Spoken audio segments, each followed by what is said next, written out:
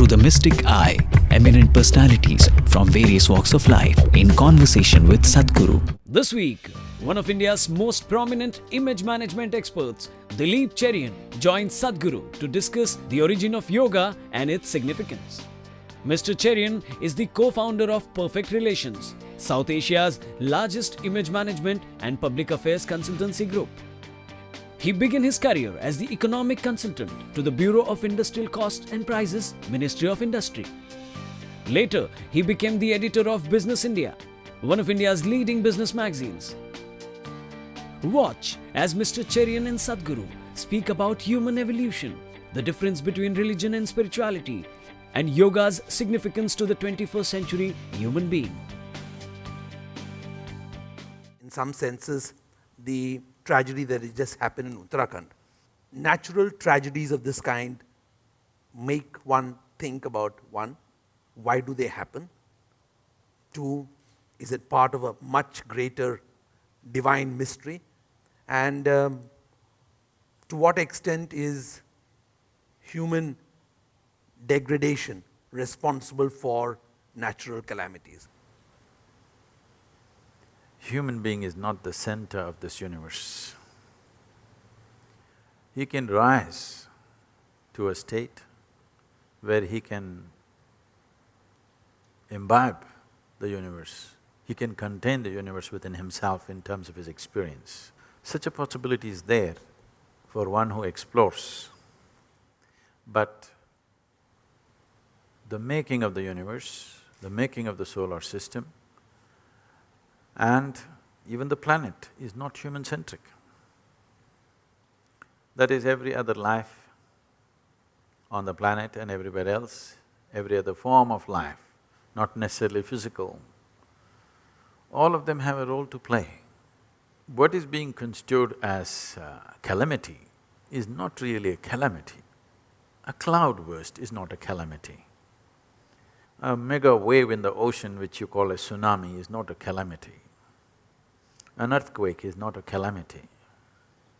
Mother Earth just stretches herself a little bit, 100,000 people die, and we think it's a calamity. Right now, if wind blows hard, the mosquito population here in the garden thinks it's a calamity because all their relatives got blown away. Understand? So our state is not any different. So there is no such thing as natural calamity because everything has a certain lifespan. Whether it's an individual human being or the planet or the solar system or the universe has a lifespan, maybe not comparable to our lifespan, so we think it's eternal, but it all has a lifespan, so it is going through a certain cyclical process. In this process, if an earthquake happened 1,000 years ago, people would have just felt the tremors and they thought God is angry and they would have kept quiet. Not too many would have died because somewhere an earthquake happens. We did not span across the planet as we do today. Today we are too many.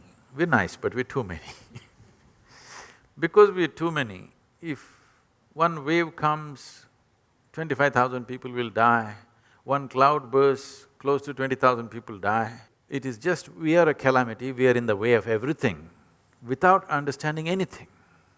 We are trying to live on the planet without having a clue about what is the nature of the planet, how it functions, what are its requirements. Without any of this understanding or making an accommodation for that, we just simply…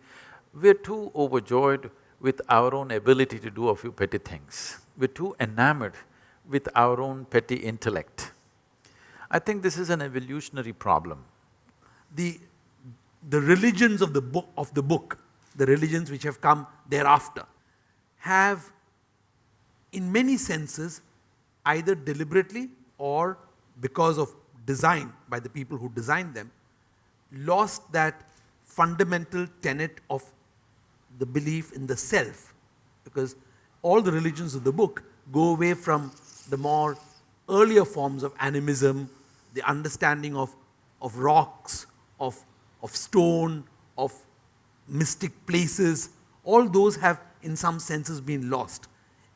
Is that therefore devolution instead of evolution in modern thinking and religious thinking? Definitely not evolution. devolution is not a strong enough word because it is a complete backward step in the sense, this whole idea that the existence is human-centric comes from this, Yes. comes from these religions. Before these religions came, if you look at any other form of spiritual processes happening anywhere in the world, whether it's the Australian Aborigines or India for that matter, or Africa or North America, South America, wherever you see, everybody recognized the significance of every other life on level with human life. Yes. Whether it is an ant or a bird or an insect or a rock or anything was recognized as significant as a human being. Because it's simple sense to understand what the soil that you walk upon is what you carry as your body right now. This simple sense is completely taken away because everything that is universe is, sitting in a book. Yes. And you got to agree with the book, otherwise you're dead. That's it. When certain structures are made in the making of a civilization, in the making of a future for human beings or a set of human beings or the whole humanity, whichever way, either you can bank on human intelligence and create those things, or you can bank it on human consciousness and do those things, or you can bank on human baseness and fear and insecurity and do those things. Unfortunately, most religions have chosen to address the baseness and fear in the human being rather than his all-inclusive consciousness or even his intellect for that matter. So, the prayers in India were never asking, there was no such thing as prayer actually. Invocations and methods of worship, scientific methods of doing things and invocations. So the only prayer was, let me be destroyed the way I am, so that the bigger possibility manifests within me. You just look at it today, 99% of the prayers are just this, give me that, save me, protect me. Does it look like survival or does it look like spiritual process or religion to you? Just survival. You're routing your survival through heaven. It's a very inefficient way of doing it. But every religion has succumbed to this. Half the pujas, half the stones people wear, half the processes they conduct in temples are all fundamentally part of an ask. An ask is the cornerstone of religion's survival because you ask, you give. I want you to look at this can become a major study. If you walk into any ancient temple,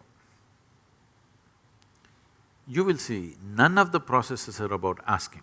There's no room to ask. There is no room for adulation nor for asking, just scientific processes. One thing that you must see, Dilip, is there is something called as Saptarishi Puja in Kashi. This happened when Adiyogi gave this knowledge to the Saptarishis. It went on for a very long time. Then he told them to go across the world and spread it. See, when Saptarishis were leaving Adiyogi, having been with him, having shared this phenomenal science, having experienced it, they were not very eager to leave him and go. So they said, if we go away, how do we again see you? You're sending us off, that we will never come back. How do we do? Then he told them, you do this, I am with you. Okay. So he taught them Saptarishi Puja. Okay. It's today called Saptarishi Puja, I don't know what he called it. These ordinary priests who were doing it probably for money today, maybe not entirely, probably they respect the tradition that's offered them this, but money has become an important part of that.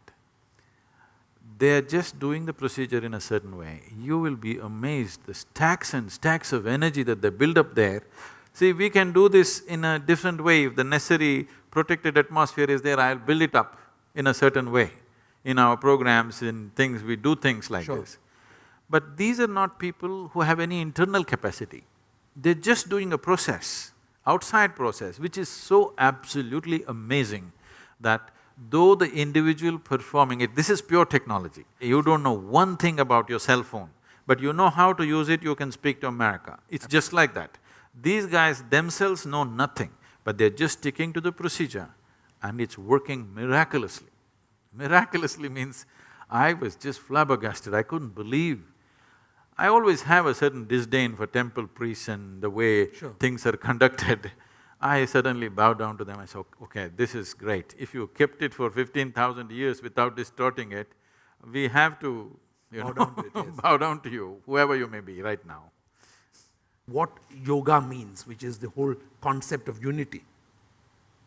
Unfortunately, both in India and elsewhere, even this concept is getting diluted, is you will say, and I'm hesitant to use distorted. Is distorted, and distorted to an extent where it is almost unrecognizable. A lot of so-called yoga gurus have partitioned the whole, compartmentalized it as to a form of physical exercise and have lost out the core of the whole concept of it. But do you think that this breaking up is again an expression of where we are, consciousness, humanity, togetherness, all of that? Just ignorance. Okay. No, but what happens to yoga? I mean, since this is an area which you are… Now the California court ruled that if yoga has to enter the schools, you must remove all the Indian names. So Padmasana is being renamed as crisscross applesauce. You're joking. I'm not joking. Crisscross applesauce. Yes. To teach the children crisscross applesauce. Looks like Padmasana. I must cry, but I'm laughing. I know. This is weep worthy. In terms of yoga getting all distorted, it is a serious concern because the type of yoga that is going on, particularly, though I come from the stables of Hatha Yoga, I never thought I should teach Hatha Yoga because I didn't want to put people through such long processes because I have other ways of doing things. I thought we will never really teach Hatha Yoga except as a preparation for some long meditation programs, just 40 days, 60 days kind of preparation. But in the last 5–6 years, I've seen many, I think I've taken off at least 2 dozen reasonably popular yoga teachers in America to stop teaching because I just pointed out what they were doing and how it is impacting their lives. See, doing improper yoga is not just that they're going to hurt their body, they will bring calamities into their life. Because what you need to understand is, Hatha Yoga, the simple physical form of yoga, is a way of aligning your system with the cosmic geometry. So if you do it wrong, it's dangerous. If you do it wrong, you not just may cause physical damage, you will bring situations in your life which are completely disastrous for you. Whether your life works smoothly and constantly, successfully, or constantly you're in a pit depends on how well aligned or you're disaligned with the whole process. So Hatha Yoga is one way of aligning. It is a more physically, probably in today's world, more difficult way of doing it, but there is a certain beauty to it because it gives you health, it gives you well-being, at the same time it gives you success and focus and a different level of blissfulness in the body, which very few people experience. If you just sit here, how my body feels right now, I won't exchange this for anything. So why you don't go for a drink or a drug or something else which is physically whatever, is simply because you're in a better state than all those things. If I was miserable, maybe I would also drink. Yeah. If there was something going to elevate you for some time, why don't you do it? But when everything is so fantastic, why do you want to mess it up with something? That's a question, it's not a moral decision. It is just a question of… Physical need. No. If you're living in a better place, why do you want to come down to a more gross and, basic kind of thing?